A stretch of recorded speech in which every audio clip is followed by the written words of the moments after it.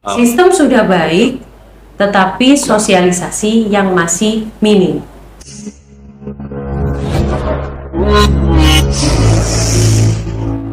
Dulur, kembali di podcast Judas Indonesia, ngobrol santai tapi bernilai.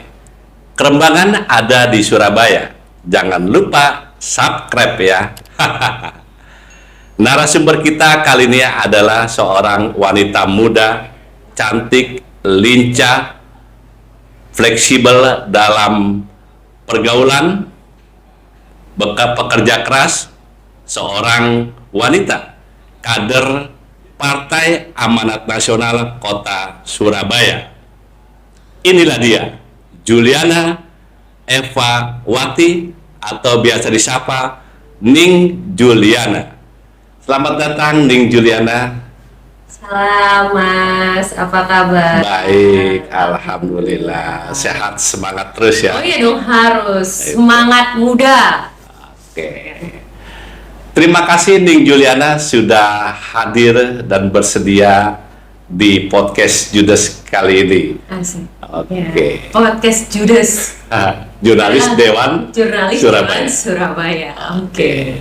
Saya mau konfirmasi dulu ini, Mbak apa Ning Juliana Ning tuh. Juliana. Nyaris saya salah lagi nih, terkesima dengan aura Ning Juliana ini. Oke, positif kan Mas? Betul, bukan positif lagi. Gimana? Baik, sebelum kita melangkah perbincangan Anda sebagai anggota Komisi D DPRD Surabaya, sebelum menjadi anggota Dewan, benar? Kalau boleh tahu tahun berapa itu? Anda adalah Cak dan Ning Surabaya, artinya ini model Surabaya kan gitu. Oke. Bisa Dibilang gitu ya? Iya. Kalau dibilang Cak Daning kan perwakilan pemuda dari Kota Surabaya ya Mas ya. Nah, saya waktu itu di Cak Daning Surabaya itu di tahun 2013. Tahun 2013 berarti kalau sekarang 10 tahun yang lalu. Sudah lama. Sudah lama, yaitu kalau nggak salah saya waktu kuliah lah. Kuliah. Di mana itu kuliahnya? Boleh Saya kuliah di Universitas Erlangga di Fakultas Hukumnya. Oh, orang hukum. Iya, orang hukum yang harusnya. Terus itu kan Ning boleh dikatakan model lah ya sebagai ikon Surabaya lah. Ya, dibilang seperti itu. Itu lantas mengapa tertarik di politik ya? Pada saat itu bergabung di Partai Amanat Nasional Kota Surabaya tahun berapa, bisa dijelaskan juga ini? Saya mengenal yang namanya Partai Amanat Nasional itu sebenarnya di tahun 2015. Tahun 2015-2016 lah seingat saya. Lalu saya sempat berkenalan, ya kita hanya sharing ataupun ya ngobrol santai aja waktu itu. Terus saya pernah membuat sebuah acara untuk Kota Surabaya. Itu acara Cak Daning dari atas nama Cak Daning Surabaya. Saya menyelenggarakan acara, yaitu acaranya sebenarnya adalah mengenal sejarah-sejarah Kota Surabaya. Oke. Nah, di situ saya kenalan, tetapi sebenarnya kalau hubungannya sama politik sih sebenarnya nggak ada. Cuman saya sharing aja sama teman-teman yang kebetulan waktu itu dengan Partai Amanat Nasional. Just sharing, kita ngobrol, tukar pikiran. Oh gini ya. Jadi waktu itu saya di saat saya menyelenggarakan acara tersebut, saya kurangnya support khususnya dari pemerintah Kota Surabaya ya. Waktu itu karena mungkin memang ruang untuk anak muda di Kota Surabaya waktu itu saya rasa sangat kurang. Kalau sekarang bahkan seluruh dinas, seluruh sektor apapun itu semuanya pasti ada anak mudanya. Ya kan? Di 10 tahun yang lalu saya rasa itu bahkan ruang kita itu sangat dibatasi. Kita ingin berkreasi juga tidak ada ruangnya gitu. Saya menginisiasi ingin membuat acara, ternyata di acara tersebut saya tidak dapat support. Gitulah. Tapi di situ saya cukup sharing, tapi apakah acara tersebut terlaksana? Alhamdulillah terlaksana. Artinya pada saat itu tidak patah semangat ya, meskipun tidak dapat support. Iya. Karena di situ saya merasa bahwa oke, saya yakin kok dengan acara ini orang bahkan bisa mengenal kota Surabaya lebih Luas. dalam lagi, lebih luas lagi, bahkan itu mengenang sejarah. Saya waktu itu mengadakan untuk dalam rangka Hari Pariwisata Dunia. Kan kita sebagai brand ambassador kota Surabaya ya Mas ya. Maka di situ saya ingin mengadakan, saya ingin mengadakan karena saya brand ambassador kota Surabaya, Hari Pariwisata harus ada sebuah acara. Saya mengadakan yang namanya Balapan Sangar. Apa itu? Balapan Sangar itu adalah event lari, Oke. event running, tapi runningnya ini kayak ada pos-posnya Mas. Tapi pos-posnya setiap kamu mau ke pos berikutnya, kamu harus menebak nih. Misalnya alat yang digunakan perang di zaman untuk zaman di saat perjuangan. Ya. Alat perangnya apa? Bambu runcing. Jadi dia harus lari ke bambu runcing. Gitu. Lanjut lagi, dia misalnya tentang simbol dari kota Surabaya. Dia lari ke patung Surabaya. Oke. Jadi Terus masa-masa perjuangan iya, sebenarnya. jadi memang mengenal lebih. Kadang kan orang asli Surabaya kalau ditanyain tahu nggak, apalagi sekarang Gen Z ya. Gen Z. Saya tahu mereka tuh memang, saya akuin kalau untuk kritis top, tapi untuk mengenal, ayo kita coba buka melek sejarah juga tentang bagaimana kota Surabaya. Soalnya di saat saya waktu itu masih ada aja yang salah tentang kota Surabaya. Makanya supaya saya sebagai perwakilan anak Surabaya, ya pengen dong orang Surabaya ini wajib tahu tentang kota Surabaya. Gitu. Cuman yang saya waktu itu nggak sempat alhamdulillah acara tersebut terlaksana walaupun support kurang, tapi alhamdulillah waktu itu di akhir-akhir acara ya akhirnya adalah maksudnya waktu sharing sama teman-teman PAN waktu itu ya, mereka bilang gini ya, makanya ruang untuk menyampaikan aspirasi kalau tidak ada perwakilan dari anak muda juga untuk apa. Waktu itu saya masih apa sih gitu. Tapi ternyata lambat laun di tahun 2003 tahun kemudian saya akhirnya mengenal, oh iya sih benar juga ya. Jadi saya hanya ya sambil jalan sambil lalu aja. Alhamdulillah kayaknya ya takdirnya ya. Allah berkata lain, saya akhirnya terjun di dunia ini. Kalaupun dikatakan harusnya saya di mana, saya harusnya jadi notaris Mas sebenarnya. Karena saya lulusnya sarjana hukum magister kenotariatan. Harusnya saya jadi notaris, tapi ya Allah ternyata lebih mengarahkan saya untuk saya berjuang dan mengupayakan untuk masyarakat kota Surabaya. Betul. Bergabung di Partai Amanat Nasional Kota Surabaya. Terus pada saat pemilu tahun 2019 Anda mengikuti kontestasi politik sebagai caleg PAN. Lagi itu dapil berapa? Saya dapil 2. Kecamatan apa aja? Kecamatan Tambak Sari, Pabean Cantian, Semampir, dan Kenjeran. Dan berhasil masuk di DPRD Surabaya. Alhamdulillahirrahmanirrahim. Saat ini posisinya di komisi apa dan sebagai apa? Ketua? Saya di Komisi D sebagai anggota, saya sebagai ketua fraksi PAN. Gitu ya. Dan menarik, kalau boleh tahu pada saat pas menjadi anggota DPRD, itu umur berapa itu? Saya sebagai yang termuda sih katanya ya. Ya alhamdulillah saya sebagai yang termuda, waktu itu saya di 26 tahun. Betul.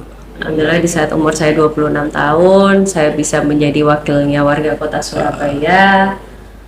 Ya luar biasa, Allah memberikan jalan yang luar biasa. Betul, jadi pada saat pelantikan anggota DPRD Surabaya periode 2019-2024, media massa banyak menulis tentang Anda karena ini berbeda dengan yang lainnya. Muda, cantik, politisi pula, seperti itu. Oke. Terus di Komisi D, selama ini Anda juga cukup peka terhadap persoalan-persoalan masyarakat kota Surabaya. Juga Anda cukup kritis dalam artian kritis dan kritik konstruktif membangun bekerja sama dengan pemerintah Kota Surabaya. Iya. Nah, Anda konsen beberapa kali juga di pemberitaan di media massa ya selama ini ya, itu pembelaan terhadap dunia pendidikan. Ya, pasti. Kalau boleh tahu sampai saat ini apa sih yang kurang dari manajemen tata kelola pendidikan di Surabaya? Bisa diceritakan? Oke. Kalau saya bisa ceritakan tentang pendidikan di Kota Surabaya, sebenarnya gini, untuk tata kelola bagaimana pendidikan di Kota Surabaya ini sebenarnya kalau dibandingkan untuk sistem ya, sistem sebenarnya sudah sangat jauh lebih bagus daripada tingkat atasnya, ya kan, kita apresiasi hal tersebut. Tapi kalau misalnya kita lihat lagi, memang karena memang model prosedur yang memang dari pusat itu masih sama seperti yang sebelumnya, gitu kan ya. Nah, di sini saya yang menurut saya perlu adanya banyak evaluasi dan modifikasi. Tidak hanya evaluasi ya, kalau evaluasi saja kita hanya mengkritik, modifikasi kita mencarikan solusi. Betul ya. Lengkap sudah kritik tapi ada solusi. Harus ada, dimana kita tidak yang selama ini yang harus kita lakukan, kita boleh mengkritik, tapi tidak boleh hanya mengkritik tanpa solusi. Itu sama saja kita kayak ya udah kritik aja, tapi terus solusinya apa? Sama saja, it's nothing. Betul. Right? Kalau menurut saya di Kota Surabaya ini banyak sekali yang dinamakan yang namanya modifikasi yang harus dilakukan untuk zonasi, gitu kan ya.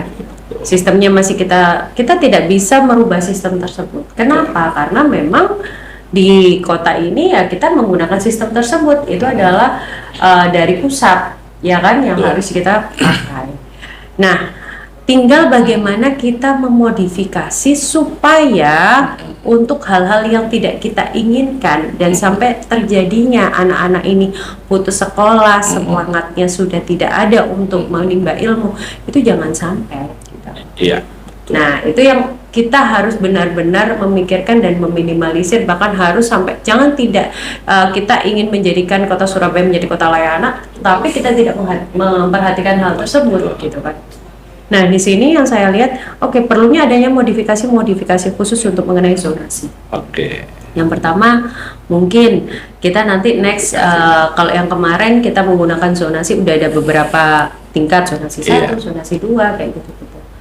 Nah, di sini kita harus memodifikasi prestasi, mungkin dimodifikasi dengan prestasi apa, nilai, atau zonasi juga dilihat dari apa, nilai. Tadi jarak yang jauh, jika nilainya bagus, itu juga masih ada kemungkinan untuk masuk di dalam situ.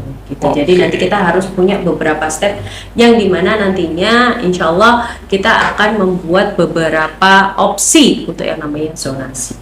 Gitu ya. Jadi secara overall atau secara general, sistem pendidikan di Surabaya ini sebenarnya sudah oke atau gimana? Tadi yang belum bisa diterangkan, evaluasi apa yang harus dievaluasi? Sudah oke, kita bilang oke ya. Oke lah gitu. Cuman Kota Surabaya ini sistemnya oke, tapi kurang sosialisasi menurut saya. Ini sistem sudah baik, tetapi sosialisasi yang masih minim. Sosialisasi yang bagaimana sih?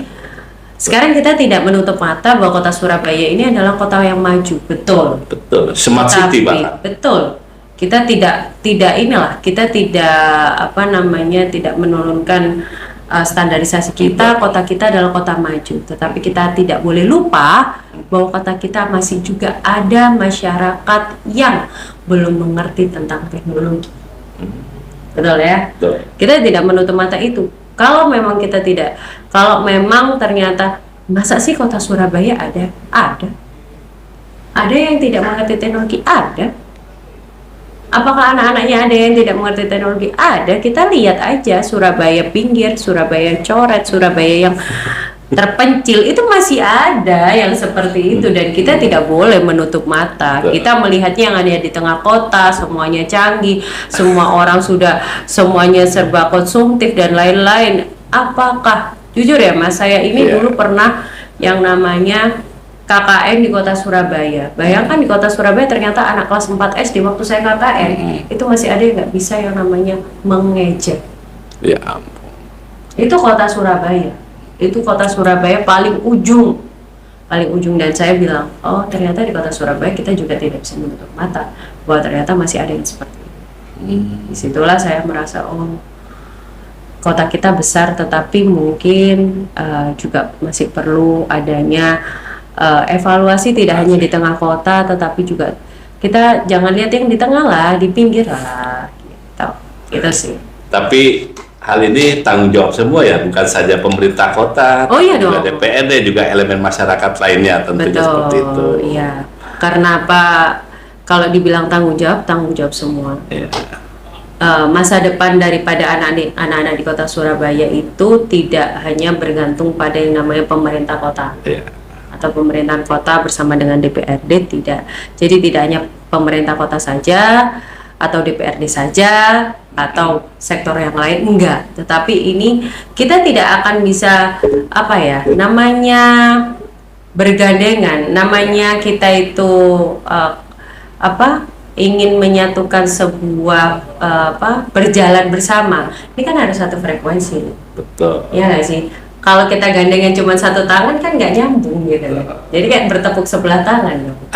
Jadi kalau ingin bersama-sama ya harusnya jalannya kita akan menciptakan nada yang indah ketika kita akan sefrekuensi dan seirama. Betul, kosakatanya sangat menarik sekali. Ini ternyata lebih pintaran Anda ini narasinya.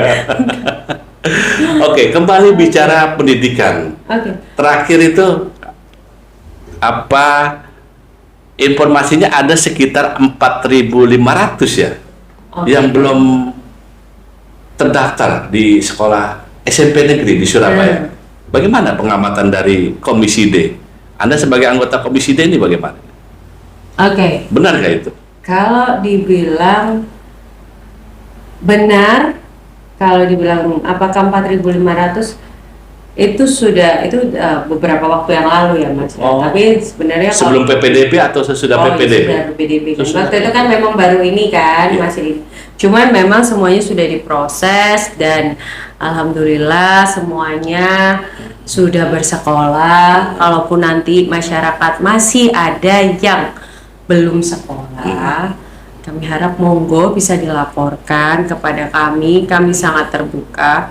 Jujur di kota Surabaya apakah ada yang putus sekolah? Ada, tapi karena memang mereka ada hal-hal tertentu, bukan karena mungkin biaya atau saya beberapa kali menemui anak itu tidak mau sekolah bukan karena ini ya mampu tidak mampu ya, tapi karena dia merasa bahwa saya nggak mau sekolah karena adanya bullying kayak gitu.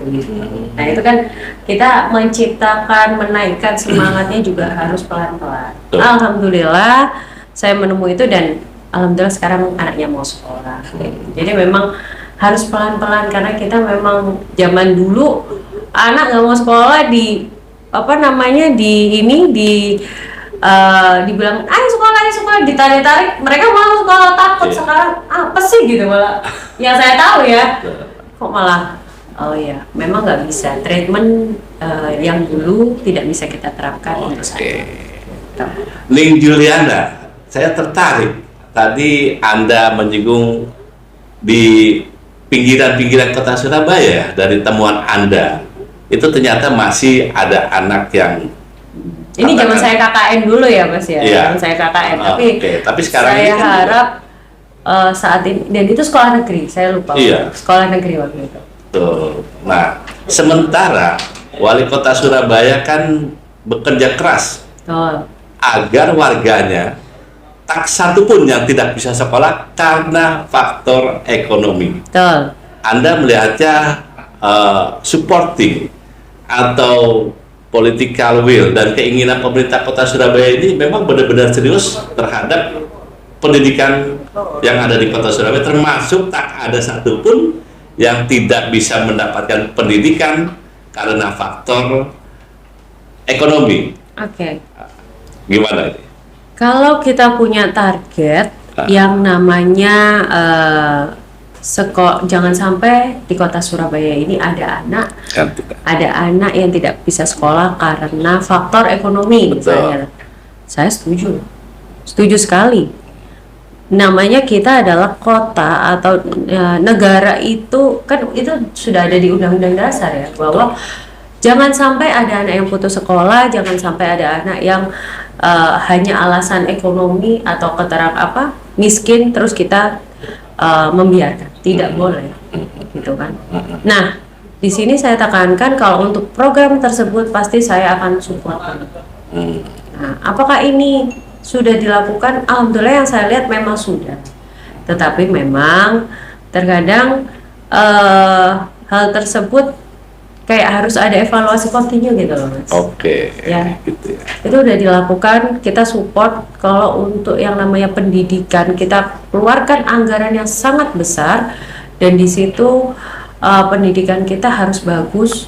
Dan saya berharap bahwa kalau bisa nih ya, ini itu kayak saya tuh punya mimpi bahwa kalau bisa sekolah kota Surabaya, sekolah negeri kota Surabaya itu bangunannya itu jauh lebih bagus daripada swasta gitu. Kita doakan aja. Saya tuh pengen punya mimpi kayak gini, jangan malah kayak sekolah negeri gitu. Kemarin tuh bahkan ada yang ngomong ke saya gini, ini yang bikin saya miris nih. Kenapa sih Bu? Sebenarnya kita itu pengen Bu masuknya sekolah negeri. Bukan karena apa-apa, saya tuh pengen gratis aja sekolahnya. Kayak oh man, gitu kayak harus, maksudnya loh kenapa kok hanya berpandangan seperti itu? Kamu nggak bangga apa kalau masuk sekolah negeri gitu?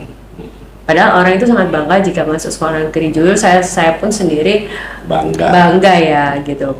Bukan karena apa, semuanya tuh pasti akan bangga. Masuk sekolah dimanapun itu sama. Cuma lebih kepada, saya tuh cuma pengen gratis ya aja. Waduh, berarti kamu tidak percaya pada mutu pendidikan atau mutu pendidik di kota Surabaya dong?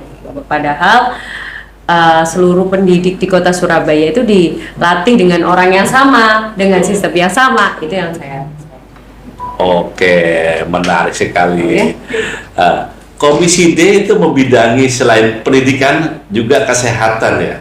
Ini informasi dan wacana yang terus berkembang di Komisi D ini sedang membahas Raperda, percepatan penanggulangan kemiskinan, betul? Betul. Anda sebagai apa di Pansus Raperda Percepatan Penanggulangan Kemiskinan Kota Surabaya? Saya sebagai sekretaris di Raperda tersebut. Wow, tentunya menguasai soal problem-problem kemiskinan ya. Apa yang kurang ini yang harus dibenahi ya, atau segera diperbaiki sehingga angka kemiskinan di Kota Surabaya semakin hari semakin berkurang.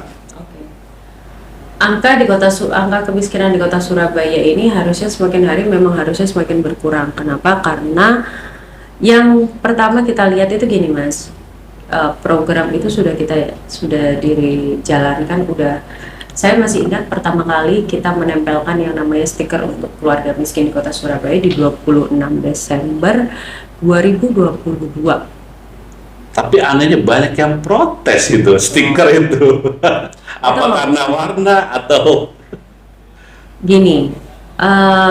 Jujur saya pernah datang ke sebuah daerah yang dimana mereka untuk menyatakan kemiskinannya mereka tidak ditempel stiker, bahkan di pilok kayak langsung ditempel di tembok gitu kan. Kalaupun memang harusnya, kenapa sih seperti itu? Yang pertama, kita itu ingin membangun mindset warga kota Surabaya. Inginkan lepas daripada yang dinamakan miskin. Kalau memang mereka adalah warga yang memang tidak mampu ya, mereka pasti saya memang tidak mampu. Tetapi kalau mereka mampu, tetapi ditempel stiker tersebut, pasti mereka ada tersayat ya gitu kan. Maksudnya kok saya dibilang nggak mampu sih, kok saya dibilang ini sih kayak gitu. Tapi kalaupun memang mereka mampu dan tetapi menyatakan iya saya tuh nggak mampu, repot kan. Ini akhirnya itu kayak pengen, ayo saya tahu bantuan daripada pemerintah kota Surabaya itu sangat besar. Tapi yang saya tahu saat ini apalagi apa sih sebenarnya yang diberikan kalaupun misalnya kita itu dengan adanya diberikan stiker tersebut, kalau dikatakan kesehatan sudah seluruh warga kota Surabaya gratis. tidak memandang bulu apakah dia mampu atau tidak mampu, semuanya gratis kan. KTP Surabaya gratis, tidak ada yang namanya KTP Surabaya itu mereka tidak gratis. Nah, terus yang kedua mengenai apa lagi yang pekerjaan. Nah, itulah yang mungkin saat ini menjadi. Tetapi juga ada masyarakat yang merasa tidak mampu diberikan arahan pekerjaan, tapi mereka juga menolak. Nah, ini kita kadang agak bingung, Mas. Jadi kadang kita sama-sama merubah mindset, kita sama-sama berjuang untuk keluar daripada lingkaran yang dikatakan kemiskinan. Nah, kembali lagi, untuk apa sih sebenarnya solusi untuk pemerintah Kota Surabaya nanti ke depannya? Kita ini sama-sama ingin dimana intervensi yang diberikan kepada masyarakat itu tidak hanya seperti kita memberikan bantuan. Kita harus benar-benar memutus rantainya, seperti yang digaung-gaungkan kan. Kita harus memutuskan rantainya. Memutuskan rantai yang bagaimana? Terus selain itu juga indikator apa saja yang dikatakan miskin? Ya kan? Indikator apa yang dikatakan miskin di situ? Indikator miskin ini sendiri adalah indikator yang memang orang terkadang, ini kalau kemarin kita berdasarkan Badan Statistik dengan kita yang kemarin membuat indikator kita untuk kemiskinan, tidak ada di Kota Surabaya yang namanya indikator kemiskinan berdasarkan Badan Statistik Nasional. Kenapa? Karena tidak ada rumah di Kota Surabaya tidak menggunakan keramik. Betul, Mas? Betul. Nah, ya. Pasti semuanya akan menggunakan keramik. Oke. Jadi paling tidak kita akhirnya harus membuat indikator-indikator khusus yang dimana masyarakat Kota Surabaya itu memang masih ada yang tidak mampu, memang, tetapi harus dengan indikator yang sesuai dengan keadaan di Kota Surabaya. Tapi sekali lagi ini jelas bukan tanggung jawab pemerintah Kota Surabaya aja, tapi semua elemen masyarakat. Seluruh sektor masyarakat, kita semua, dan saya pun sebagai wakilnya daripada Panjangan juga bertanggung jawab atas hal tersebut. Kenapa demikian? Ya saya seperti kayak ya harus menjalankan tugas dan fungsi saya sebagai daripada wakil dari rakyat Kota Surabaya. Betul. Anda periode keberapa nih? 2019, 2024 ya DPRD Surabaya? Alhamdulillah periode pertama. Oke, jadi sekarang praktis sudah berjalan berapa tahun sebagai anggota Dewan? Alhamdulillah 4 tahun lah ya ini berarti. Agustus ini ya? Ini Agustus. Iya kan? Agustus ya. Ini 4 tahun. 4 tahun. Kan dilantik di 27 Agustus 2019 kalau nggak salah kan. Menikmati sebagai anggota Dewan atau wakil rakyat kan biasanya kan dikit-dikit masyarakat curhat, dikit-dikit masyarakat minta bantuan seperti itu ya. Tapi menikmati ya kinerja sebagai anggota Dewan atau wakil rakyat. Kalau dibilang menikmati, kita harus saya adalah tipe orang yang jika melakukan sesuatu tidak boleh setengah-setengah ya Mas ya, karena memang apapun itu pasti ya masyarakat kita sudah dipilih, udah diberikan amanah gitu. Kalau saya itu kan punya tagline Surabaya Juara, Surabaya bersama Juliana Amanat Rakyat. Itu singkatannya Juara, Juliana Amanat Rakyat. Amanat Rakyat. Itu adalah tagline saya dari tahun 2019. Oh iya. Jadi Surabaya bersama saya, insya Allah amanahku, saya adalah seseorang yang amanah untuk rakyat Kota Surabaya. Oke. Jadi kalau dibilang menikmati, saya ini adalah diberikan amanah yang luar biasa. Tidak hanya diberikan amanah oleh masyarakat Kota Surabaya, tapi saya diberikan amanah oleh Allah SWT. Diberikan amanah bahwa saya masih berdiri di sini, saya diizinkan untuk membawa dan mengemban tugas ini. Bukan sebuah hal yang kecil, tetapi ini adalah tanggung jawab saya, tidak hanya di dunia tapi hingga di akhir. Gitu ya, tapi percaya Anda totalitas begitu dalam bekerja ya. Ya, apapun kita harus lakukan secara total ya. Cuman maksudnya kan kita upayakan secara maksimal. Kembali lagi bahwa ini juga kalaupun ini semua juga tidak hanya kepada apapun yang terjadi, kita juga pemerintah Kota Surabaya dengan DPRD Kota Surabaya, kita harus bekerja sama Betul. Kolaborasi. Kolaborasi untuk bagaimana menyelesaikan permasalahan di masyarakat. Betul. Kita mendapatkan, kita dicurhatin seperti Mas katakan tadi, gimana menikmati nggak dicurhatin masyarakat gitu ya. Rasanya 24 jam nih telepon gitu kan, cuman ya kita nggak apa-apa, ya gimana lagi, ini yang sudah diberikan, cuman ya kita gimana lagi, eksekusi tetap di pemerintah Kota Surabaya. Kita menjalankan tugas kita, ada 3 fungsi kita kan sesuai dengan aturan yang berlaku, tugas kita ada 3. Nah, di sini kita pun mengatakan apakah pemerintah kota, ya kita harus balance. Pemerintah kota pun tidak bisa melakukan dan menyelesaikan, ya kita harus sampaikan. Pemerintah kota juga tidak bisa melakukan dan menyelesaikan tugasnya tanpa adanya badan legislasi di Kota Surabaya. Betul.